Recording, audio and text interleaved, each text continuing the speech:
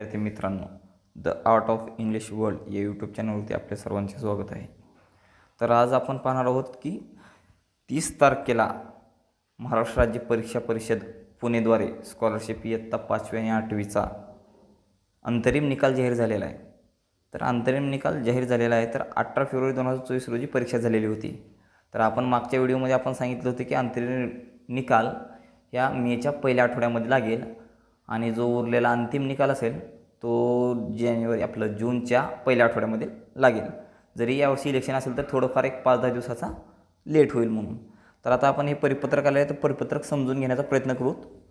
तर पाहूत 5वी व 8वीचा अंतरिम निकाल म्हणजे तात्पुरता निकाल मंगळवार दिनांक 30 एप्रिल 2024 रोजी www.mscepune.in व www.mscepus.in या परिषदेच्या संकेतस्थळावर घोषित करण्यात आलं आहे. म्हणजे आपल्याला जर निकाल पाहायचा असेल तर आपण या दोन वेबसाईटवरती जाऊन निकाल पाहू शकतो. आणि शाळांना पण त्या निकाल जर पाहायचा असेल तर त्या आपल्या संकेतस्थळावरती जाऊन शाळेच्या लॉग इनमध्ये जाऊन विद्यार्थ्यांचा निकाल पाहू शकतात. तर विद्यार्थ्यांना गुण पडताळणी करून घ्यावयाची असल्यास संबंधित शाळांच्या लॉग इनमध्ये 30/4/2024 ते 10/5/2024 म्हणजे तब्बल 10 दिवसाचा कालावधी आपल्याला दिलेला आहे. आणि प्रत्येक पेपरला जर आपल्याला करेक्शन करायचं असेल किंवा गुण पडताळणी परत चेक करायचं असेल तर प्रत्येक पेपर 50 रुपये याप्रमाणे द्यावे लागेल.